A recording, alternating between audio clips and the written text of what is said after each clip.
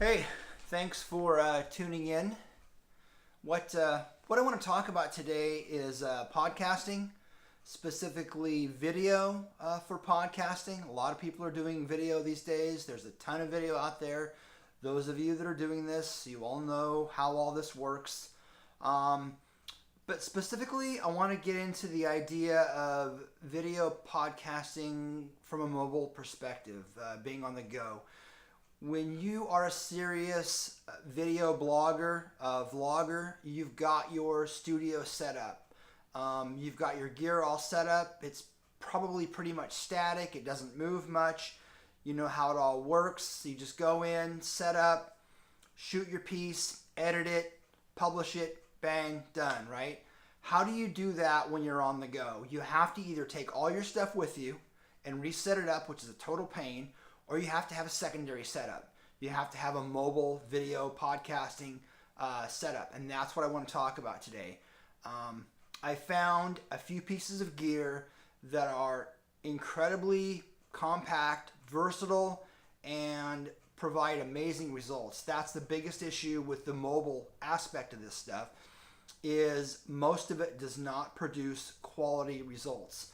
So again, this is not going to be a stellar HD TV network broadcast type of setup and gear, but it's definitely going to be way above and beyond what the average consumer setup might look like or feel like or produce results for. So why am I talking about mobile video podcasting, doing a video podcast, but being here at home? Why am I not on the go? Hello? Okay, so this is mobile. This is what I'm talking about. When you are away from your setup studio and you still need to grab what it is you've got to grab and produce what you have to produce and get it out there, you've got to use the tools that you've got accessible to you. And these are definitely the tools that I wanted to talk to you about today. So here we go. So there are about a half a dozen components that make this whole thing work.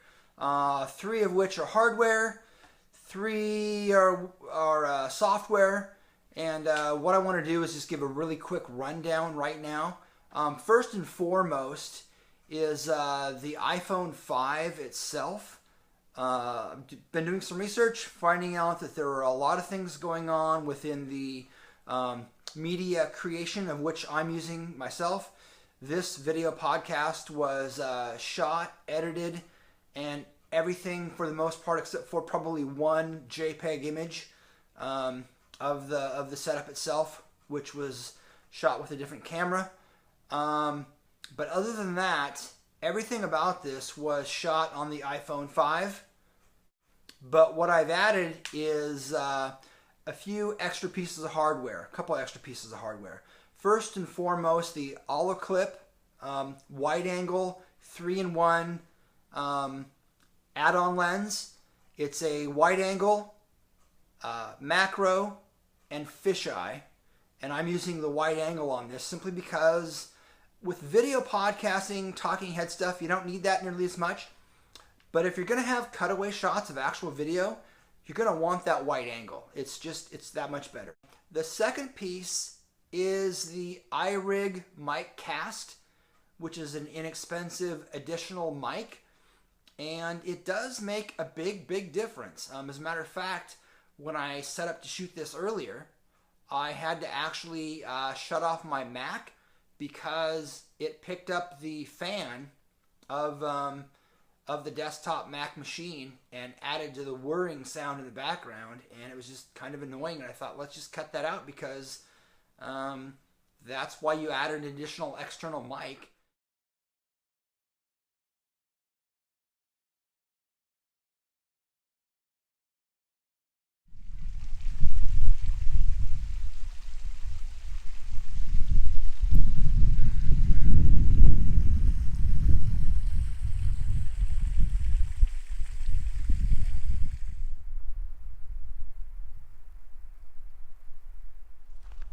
Okay, so you're probably asking by now, why is he using such a remote location to do this?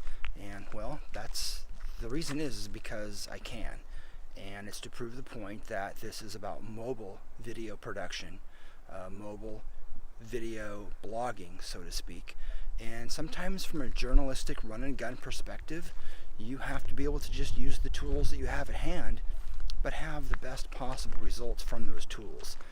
And like I said earlier, that's where things have a tendency to go wrong, and that's where I want to show that this setup really holds up.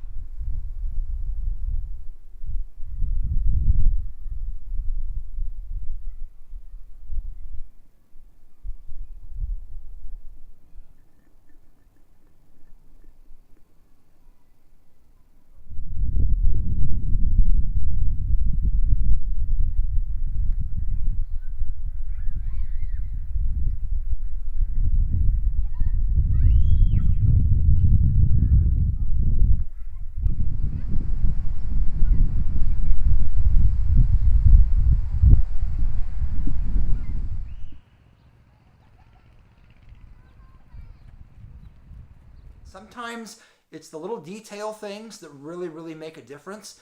If you can grab an extra 5% quality in everything that you're doing, including setup, attention to detail, each piece of gear you're using, a little bit of attention to detail with lighting, a 5% tweak on all those areas added up combined can make a really big difference in your final result. So there you go. That's my take, and let me know what you think.